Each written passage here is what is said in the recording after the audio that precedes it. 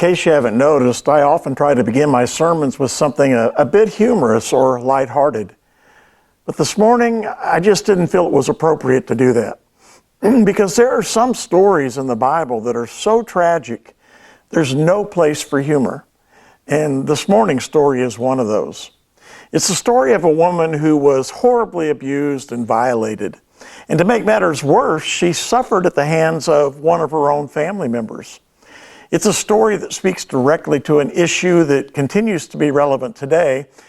Statistically speaking, 1 in 4 girls and 1 in 7 boys by the age of 18 will have been the victim of some form of sexualized violence. All around the world, at least 1 out of every 3 women has been beaten, coerced into sex, or otherwise abused in her lifetime.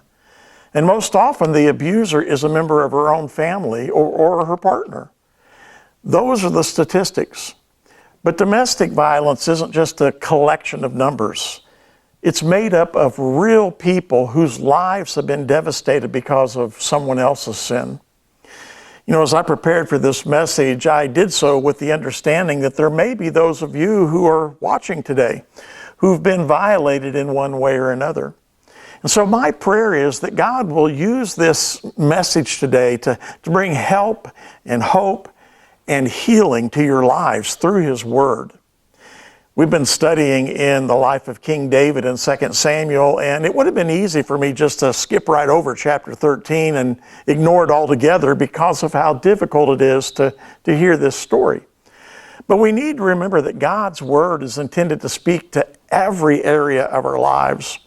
And I believe that this story has been preserved in the Scriptures for the purpose of ministering to those who need healing today. And I'll say before I begin this lesson that if these issues that I talk about today are painfully personal to you, there are some resources that I can recommend to you if you'll just get in contact with me through email or call here at the church, and I'd be glad to share those with you. But our story in 2 Samuel 13 unfolds in 6 ugly scenes. Scene 1 is an obsessed son. Verse 1. Now David's son Absalom had a beautiful sister named Tamar, and Amnon, her half-brother, fell desperately in love with her. Amnon became so obsessed with Tamar that he became ill.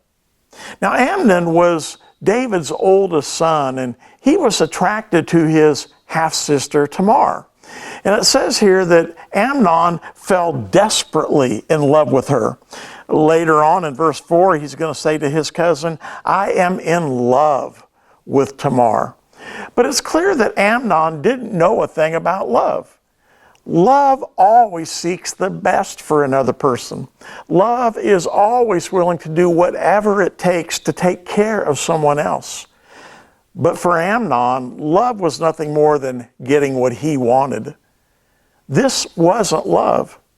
Like so many people today, Amnon confused love with lust.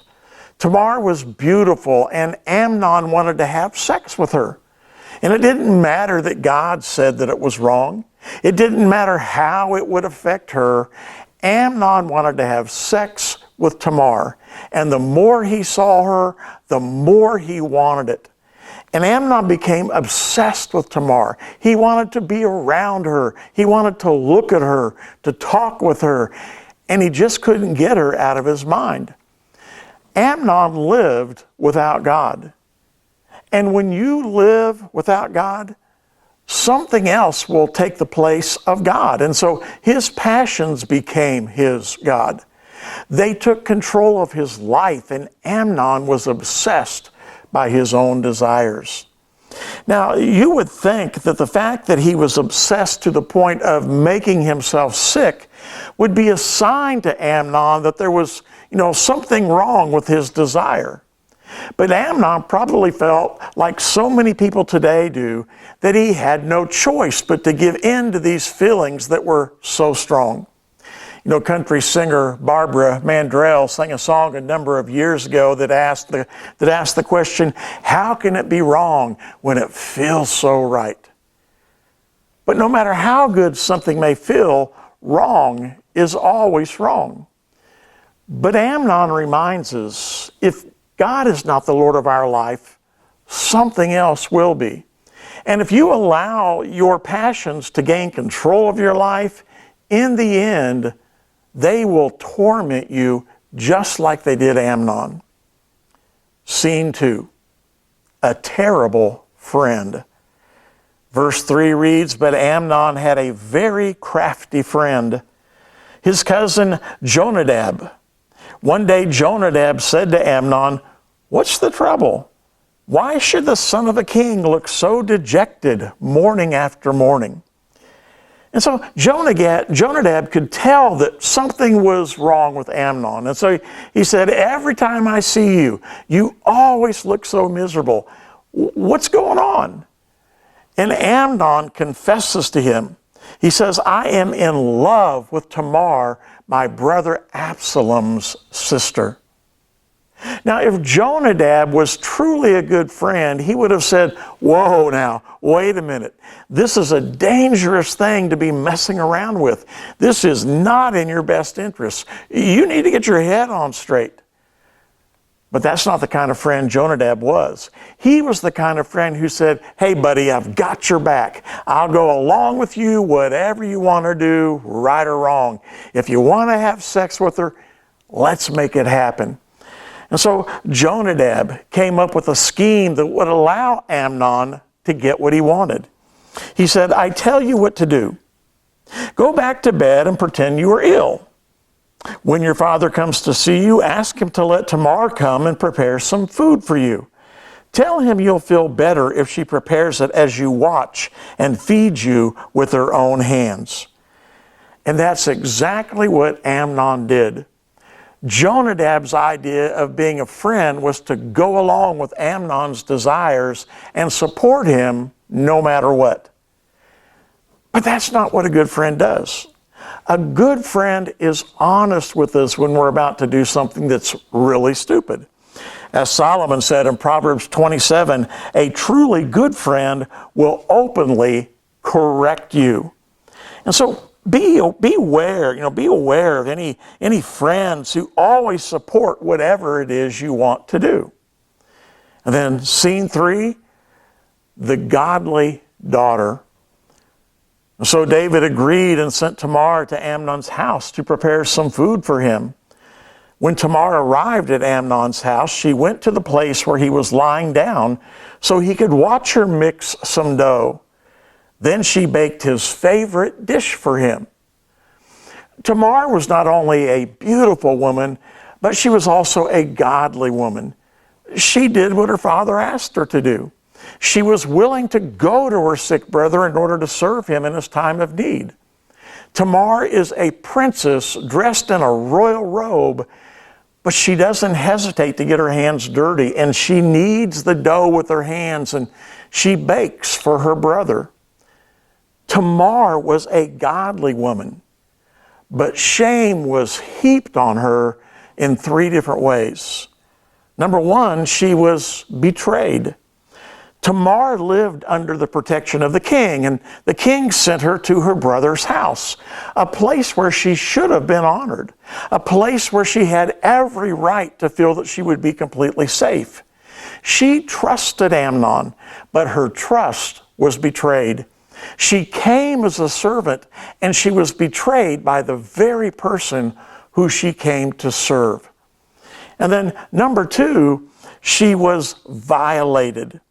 Tamar baked his favorite dish for him, the scripture says, but when she set the serving tray before him, he refused to eat it. "Everyone get out of here," Amnon told his servants.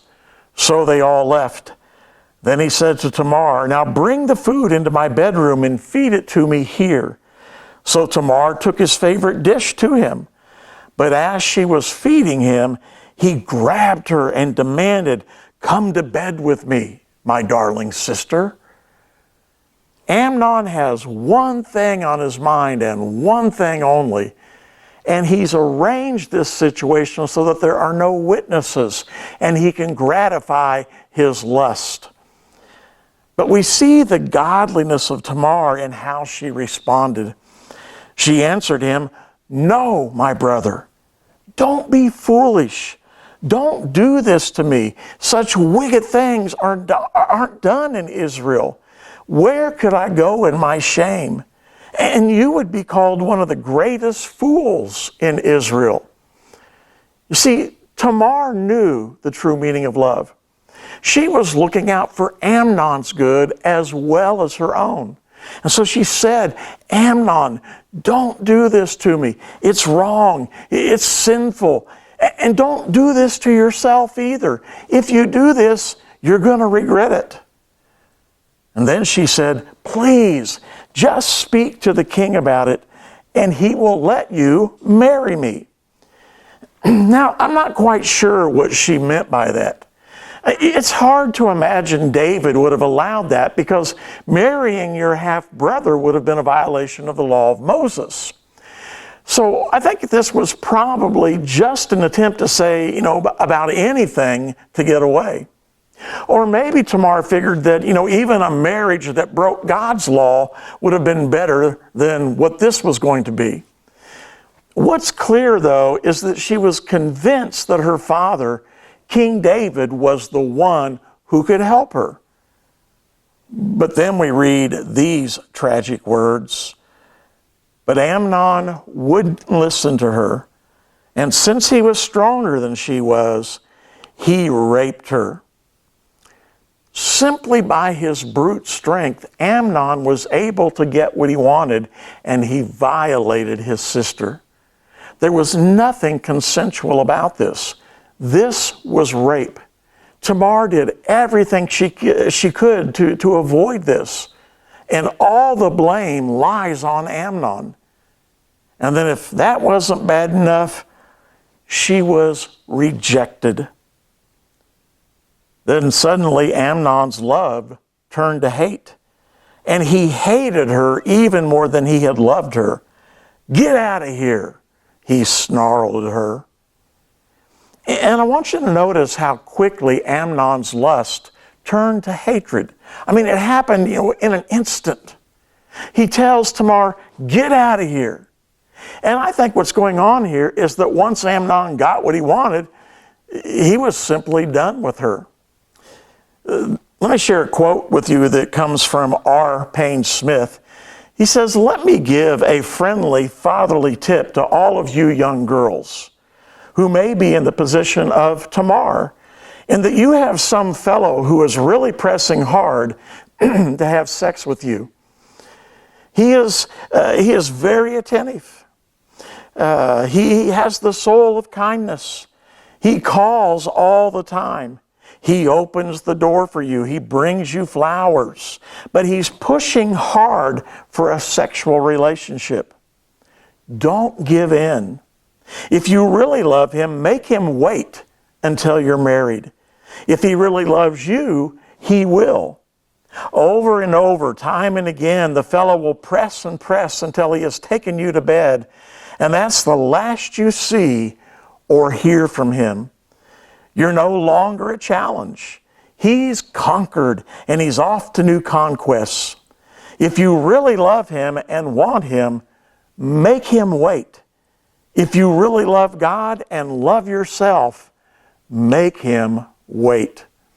And so after Amnon got what he wanted to kick Tamar out.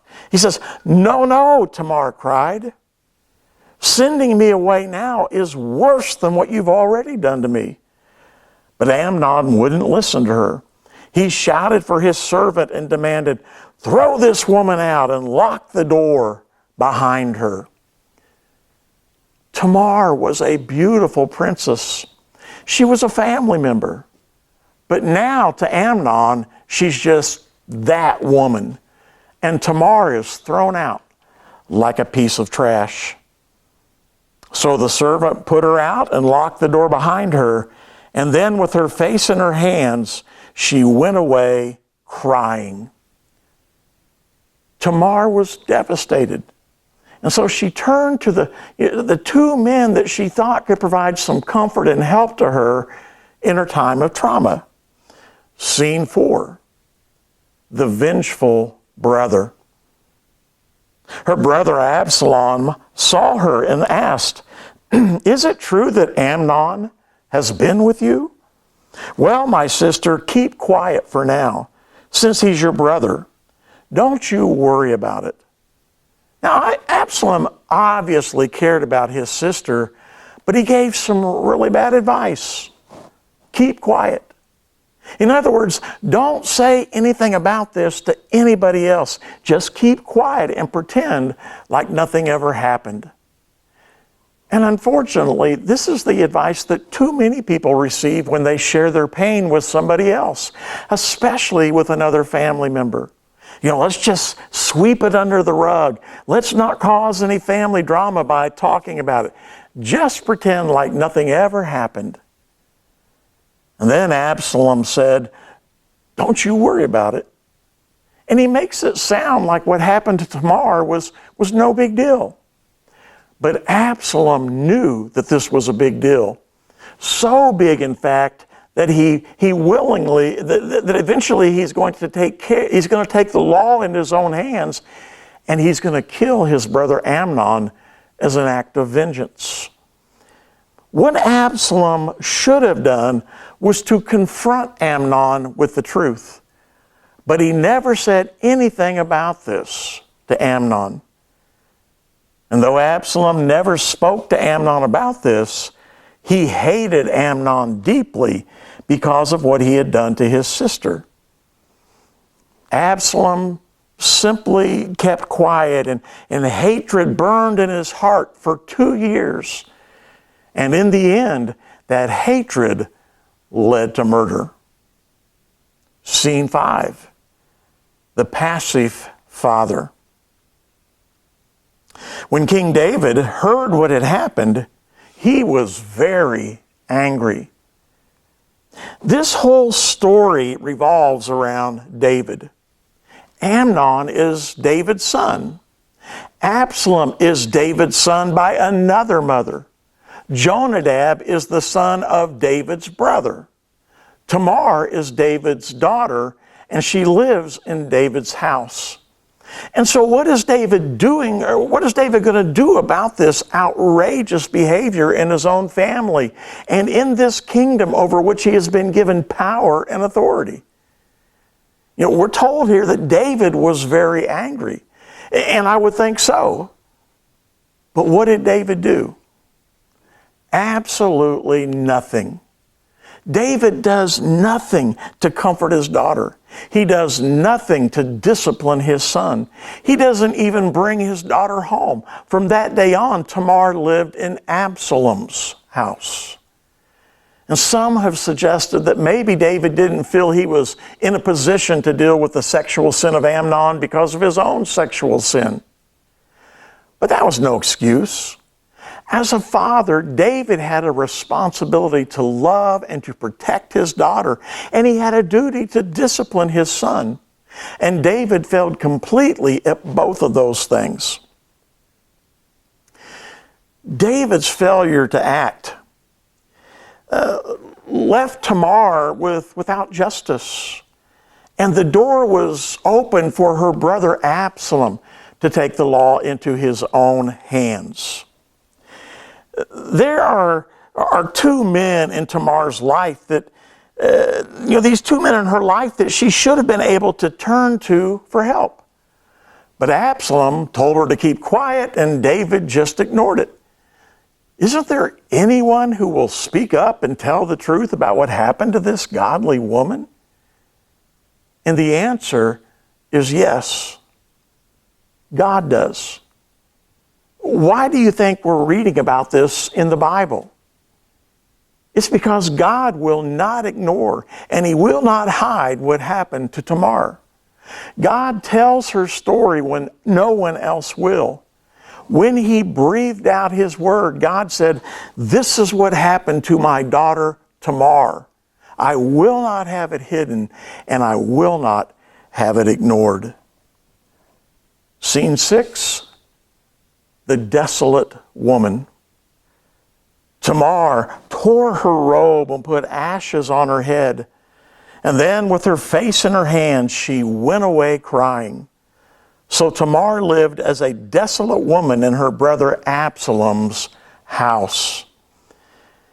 For just a moment, I'd like for you to try to feel the pain of this godly woman. She puts ash in her hair. This beautiful woman who has been treated like trash now treats herself like trash. She disfigures her own beauty by putting ash in her hair. She tears her royal robe she no longer feels worthy to wear. She puts her head in her hands and she cries out in pain. She feels completely and utterly worthless. And that sense of shame did not go away. She lived the rest of her life as a desolate woman. There are some words of Job that speak very powerfully to the experience of someone who has been abused. And keep in mind that Job was a righteous man. What he suffered was not the result of anything that he had done wrong. Listen to what he said. He said, "Even if I am innocent, I cannot lift my head, for I am full of shame." Job says, I know I didn't do anything wrong, but I still feel this shame that's been heaped on me. And that's how Tamar was feeling. And maybe you know what that feels like. Tamar had done nothing wrong, but shame was heaped on her, and she felt the weight of it. Her great unanswered question was, where should she go with that shame, and what should she do with it? She asked in verse 13, "Where could I go in my shame?" Unfortunately, no one in David's house could answer that question. Amnon abused her. Absalom tried to shut her up, and David ignored her.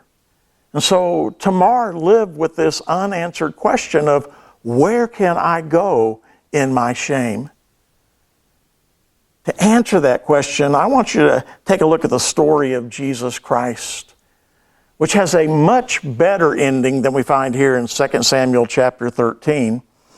Scene 7, the answer to Tamar's question. I don't know if you've ever noticed this, but there are a lot of parallels between the story of Tamar and the story of Jesus. Like Tamar, Jesus was sent by his Father to a place where he should have been honored and welcomed. He came to his own. It should have been a safe place, but it wasn't. Like Tamar, Jesus came as a servant, and he was betrayed by the very people he came to serve. Like Tamar, Jesus was violated. He was stripped, beaten, spat upon, and pierced. And then, like Tamar, Jesus was thrown out like trash. He was left to suffer outside the city, hanging in agony on the cross.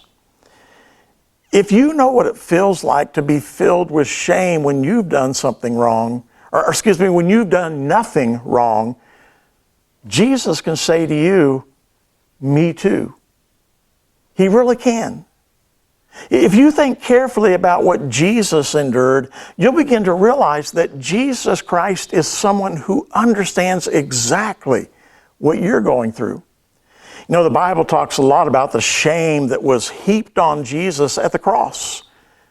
But the encouraging thing is, Jesus was never overcome by that shame. The Hebrew writer said, "Let us run with endurance the race God has set before us. We do this by keeping our eyes on Jesus. Because of the joy awaiting him, he endured the cross, disregarding its shame. Now he is seated in the place of honor beside God's throne. Think of all the hostility he endured from sinful people. Then you won't become weary and give up." Jesus disregarded the shame that was heaped on him. That shame wasn't because of anything Jesus did, but because of what sinful people did to him. It was shame that was put on him, but it didn't destroy him. Jesus was covered in shame. He felt the weight of that shame, and yet he rose above it. And Jesus was able to do that because he knew who he was, and he knew where he was going. He was treated like trash, but he knew that he was dearly loved. He was the dearly loved, beloved Son of God. He was nailed to a cross, but he knew that he was destined for a throne in heaven. In the book, Rid of My Disgrace, Justin and Lindsay Holcomb point out that we all have to face the question of identity. Who am I? And anyone who has had to endure this kind of experience has struggled with the questions, am I spoiled goods?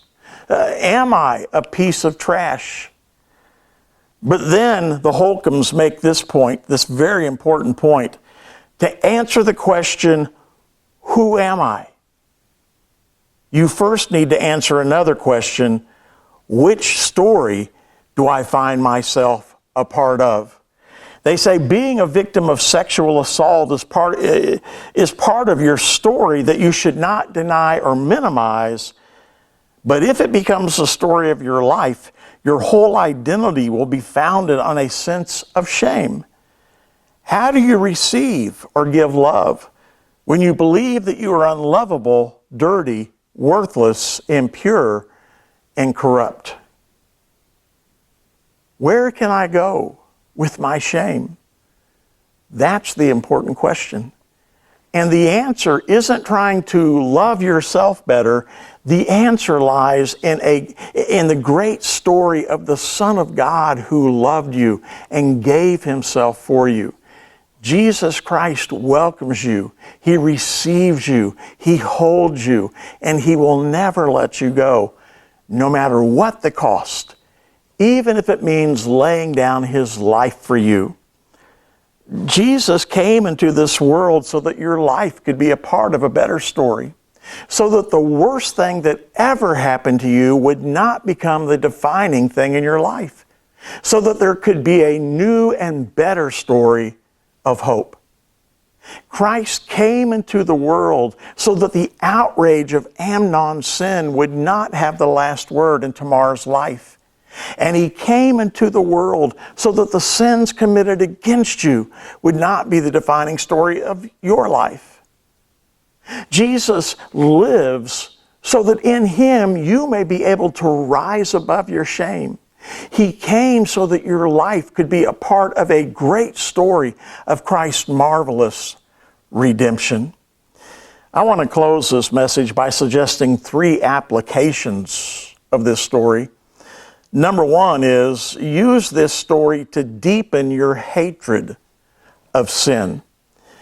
I hope that you feel with a new intensity how sexual abuse in any of its many forms is a horrible and hateful thing. What we've talked about this morning is a great evil that brings immeasurable pain wherever it manifests itself.